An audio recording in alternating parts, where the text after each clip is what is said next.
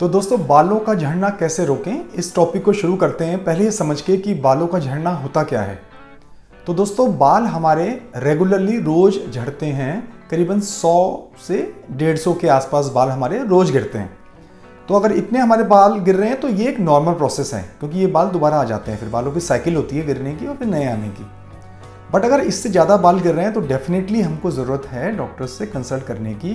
तो कैसे पता लगता है कि ज़्यादा बाल गिर रहे हैं? तो अक्सर आपने देखा होगा कि हम गिन तो सकते नहीं हैं, तो हम देखते हैं कि हम कंघी कर रहे हैं तो कंघी पे ज़्यादा बाल आ जा रहे हैं, या हम सो के उठ रहे हैं तो देखते हैं कि तकिए पे या बेड पे बहुत बाल गिरे हुए हैं, या हम ये भी देखते हैं कि शैम्पू की बार हम करते हैं तो शैम्पू में भी कई बाल जो दिखते हैं हमारे हाथ में काफ़ी सारे क्वांटिटी में आ जाते हैं।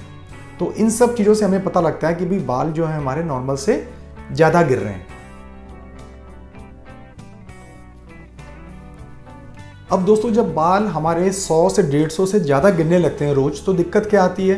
दिक्कत ये आती है कि हमारा डेंसिटी जो है बालों की वो कम होने लग जाती है। कैसे पता लगता है?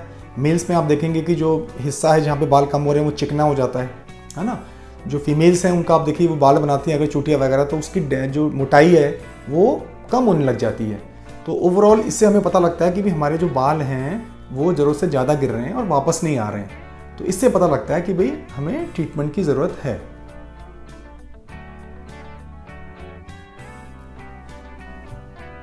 बाल गिरने के कारण देखिए पुरुषों में अलग होते हैं, महिलाओं में अलग होते हैं।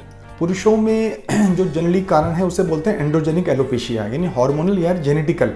यानी कहीं फैमिली में पीछे किसी मैटरनल साइड या पैटर्नल साइड किसी को बॉल्डनेस रही है तो आगे कैरी ऑन हो रही है ना।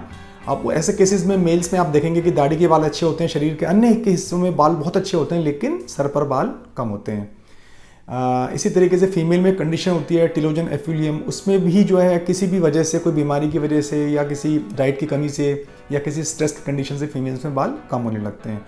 आफ्टर प्रेगनेंसी या आफ्टर मेनोपॉज भी फीमेल्स में बाल कम होने लगते हैं। ठीक है, तो जनरलाइज्ड अगर हम देखें तो जैसे डाइट की जो कमी है इसकी वजह से प्रॉब्लम आती है, कुछ विटामिन की कमी है, ये भी गिरने का कारण होता है ना। अपार्ट फ्रॉम जो हमने डिस्कस किया हार्मोनल कारण के, जो डाइट है और एक जो हमारा स्ट्रेस लेवल है और जो हमारी जो रोज़मर्रा की ज़िंदगी है, जो डेली रूटीन है, ये भी अगर डिस्टर्ब होते हैं तो इसमें बालों का जो साइकिल है वो भी डिस्टर्ब होता है। तो जनरली हम देखें तो मेल्स में हमने डिस्कस किया कि एंड्रोजेनिक एलोपेशिया, फीमेल्स में टिलोजन एफिलियम, और एक खास कंडीशन होती है जिसको बोलते हैं हम एलोपेशिया एरियाटा। ये हमको देखने को मिलती है कई बार, जिसमें कि छोटे छोटे पैचेस जो हैं सिर में, जगह जगह फेस में, दाढ़ी में, मेल्स में बन जाते हैं, जो बिल्कुल चिकना हिस्सा हो जाता है जहाँ से बाल एकदम गायब हो जाते हैं। तो ये एक अलग कंडीशन होती है और जनरली टेम्प्रेरी होती है, कुछ टाइम के बाद ये खुद रिजॉल्व हो जाती है। तो जनरली ये गिरने के मुख्य कारण होते हैं।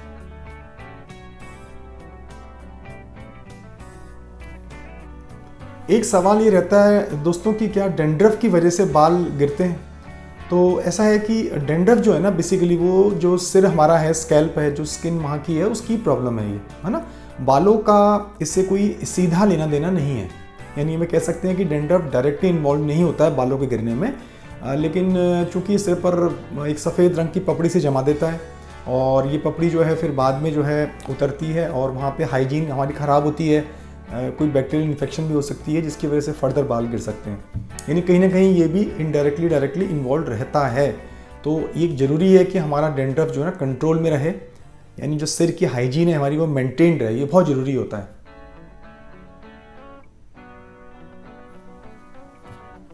बाल झड़ने के इलाज में देखिए दोस्तों, सबसे पहले ध्यान रखना क्या है हमको कि हमें टाइमली डॉक्टर्स से कंसल्ट करना है। अगर हमें लग रहा है कि बाल लगातार गिरते चले जा रहे हैं और वापस नहीं आ रहे हैं तो हमें डॉक्टर से टाइमली कंसल्ट करना चाहिए, क्योंकि अगर हम ये नहीं करेंगे तो जो बाल की जड़ें हैं उन तक खून का दौरा कम हो जाएगा, धीरे धीरे वीक हो जाएंगी और फिर वो कम्प्लीटली ख़त्म हो जाएंगी। तो उसके बाद कोई भी ट्रीटमेंट हम कर लें, अगर हमारी जड़ें नहीं हैं तो फिर बाल हमें नहीं मिल सकते हैं, फिर हमें हेयर ट्रांसप्लांट की प्रोसेस पे ही जाना पड़ता है। तो आप जो है अपने डॉक्टर को कंसल्ट करिए, वो देखेंगे कि डाइट से मैनेज होना है, डाइट की कमी से प्रॉब्लम आ रही है, कि कोई मेडिसिन देके इसे हमें कंट्रोल हमें करना है। तो टाइमली इंटरवेंशन जो है ना वो सबसे इंपॉर्टेंट इसमें रोल अदा करता है।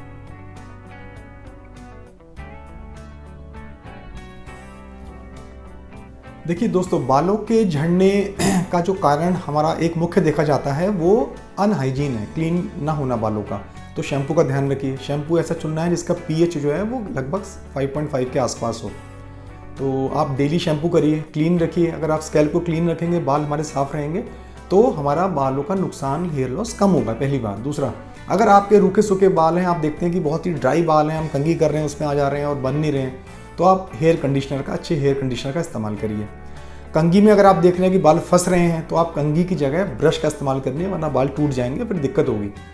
फिर आप स्किन टाइप देखिए अपना। अगर आप देख रहे हैं कि मेरे बाल काफ़ी ज़्यादा ड्राई रहते हैं, सूखे रहते हैं, तो आप नारियल तेल, कोकोनट ऑयल का इस्तेमाल करिए। और आपको लगता है कि नहीं, मुझे ज़रूरत नहीं पड़ रही है, मेरे नॉर्मली स्किन इतनी ऑयली है कि मेरे बाल ठीक रहते हैं, तो आपको कोई भी ऑयल इस्तेमाल करने की ज़रूरत नहीं है। ठीक है। उसके बाद जनरल चीज़ें जो आपको ध्यान देनी है कि अपनी जो डाइट है वो उसमें प्रोटीन की मात्रा को बढ़ाइए। प्रोटीन आपको पता ही है ना, जैसे दालें हैं हमारी, अपना दूध और दूध के जो प्रोडक्ट्स होते हैं, पनीर होती है ना, ड्राई फ्रूट्स होते हैं हमारे। ठीक है। उसके बाद अगर नॉन वेजिटेरियन है तो अंडा और फिश वगैरह में अच्छा प्रोटीन मिल जाता है, तो प्रोटीन बढ़ाइए, क्योंकि बाल प्रोटीन होते हैं। उसके बाद ग्रीन वेजिटेबल्स वगैरह लीजिए। अगर आयरन की कोई कमी होगी तो ग्रीन वेजिटेबल से वो चीज़ पूरी हो जाएगी हमारी। ठीक है। और इसके अलावा जो ट्रीटमेंट में आता है वो चीज़ें ये हैं कि कुछ मेडिसिन्स डॉक्टर्स आपको देते हैं, जिससे कि आपका कुछ अगर विटामिन डेफिशिएंसी हो तो वो रूल आउट हो जाती है। उसके बाद कुछ सीरम्स सिर पे लगाने के लिए देते हैं, और कभी कभी PRP ट्रीटमेंट जो है वो भी जो है हेयर लॉस को रोकने में काफ़ी कामयाब होती है। बट अगर सब चीज़ें फेल हो जाती हैं और हमें देखने हैं कि हमारे बाल नहीं वापस आ रहे हैं और वहाँ एकदम ही पैच बन गया है स्किन का, तो दोस्तों हेयर ट्रांसप्लांटेशन के अलावा कोई सोल्यूशन नहीं रह जाता है। हेयर ट्रांसप्लांटेशन एक ऐसी प्रोसेस है जिसमें कि हम बाल किसी और एरिया से लेके उस एरिया में लगाते हैं जहाँ पे बाल हमारे कम्प्लीटली चले गए होते हैं। तो ये प्रोसेस जो है आप अच्छी जगह से कराएं, किसी अच्छे स्किन स्पेशलिस्ट या प्लास्टिक सर्जन से ही कराएं, ये बस ध्यान रखें।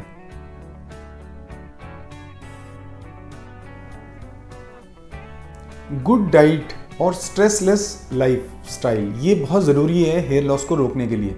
अगर हम अपनी जो रोज़मर्रा की डाइट हम ले रहे हैं उसको हम ठीक से रखेंगे तो हमें कोई प्रोटीन की कमी नहीं आएगी, प्रोटीन जिसने इस्तेमाल होना है बालों के बनने में।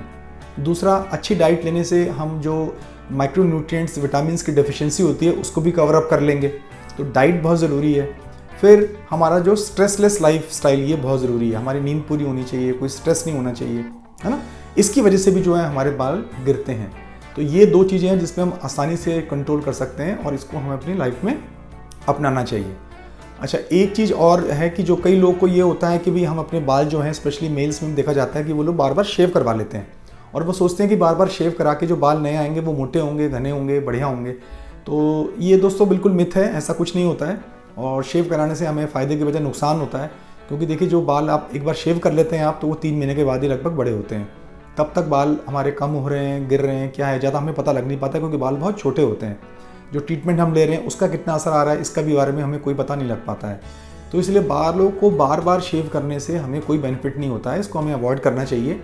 और बालों की जो ट्रीटमेंट ली गई है उसके बारे में भी इससे हमें कोई जानकारी नहीं पता लग पाती है। हमें सीधे जब बाल बड़े होते हैं तभी समझ में आता है कि यार ट्रीटमेंट से कोई फ़ायदा हुआ कि नहीं हुआ। तो इसलिए मेरी सलाह है कि आप बार बार बालों को शेव ना करें। दोस्तों, घरेलू नुस्खों में देखिए मैं आपको सलाह देता हूं कि जो भी हमारे घरेलू नुस्खे होते हैं, चाहे वो दही लगाना हो, अंडा लगाना हो, गार्लिक, लहसुन वगैरह कुछ भी लगाने की चीज़ें होती हैं, इनका हमें कोई बहुत फ़ायदा नहीं होता है। कारण ये है कि इनके पीएच के बारे में कोई हमें ज्ञान नहीं होता है, और पीएच की मेंटेनेंस बहुत ज़रूरी है बालों के लिए। 5.5 के आसपास की पीएच की चीज़ें ही हमें सिर पर लगानी चाहिए, और हम कभी भी पीएच जो है ना इन सब चीज़ों का मेंटेन नहीं कर सकते हैं। तो आप देखिए, कोकोनट ऑयल एक ऐसी चीज़ है जिसको आप अच्छे से इस्तेमाल कर सकते हैं और जिससे हमें फ़ायदा होता है, ठीक है ना। उसके अलावा जो घरेलू चीज़ें हैं ना, उनसे कोई बहुत बेनिफिट हमें नहीं मिलता है। ये सारी रिसर्च आ चुकी हैं, क्योंकि इनमें पीएच मेंटेनेंस में दिक्कत होती है। तो कोकोनट ऑयल को आप इस्तेमाल करिए, आप सुबह शाम दोनों टाइम इस्तेमाल कर सकते हैं। अगर आप कोई हेयर सीरम इस्तेमाल कर रहे हैं तो कोकोनट ऑयल के बाद उसे ना लगाएं, आप पहले हेयर सीरम लगाएं और उसके 2 घंटे के बाद कोकोनट ऑयल को इस्तेमाल आप कर सकते हैं। और कोकोनट ऑयल ही एक ऐसी चीज़ है जो कि एस्टेब्लिश रोल जिसका है हेयर ग्रोथ में और हेयर लॉस को कंट्रोल करने में। तो फ्रेंड्स, हमने आज डिस्कस किया कि किस तरीके से बालों के झड़ने को रोकने की कोशिश हम कर सकते हैं, हमें क्या करना चाहिए, किस तरह से बाल जो है हम अपने प्रिजर्व कर सकते हैं लंबे समय के लिए। तो उम्मीद है आप लोग को ये जानकारी पसंद आई होगी, और अगर कुछ और आप जानकारी चाहते हैं तो नीचे कमेंट सेक्शन में अपने कमेंट्स लिखिएगा। वीडियो पसंद आया होगा तो लाइक और सब्सक्राइब कीजिएगा चैनल को, और हम इसी तरह के वीडियो आपके लिए और लाते रहेंगे। Thank you very much.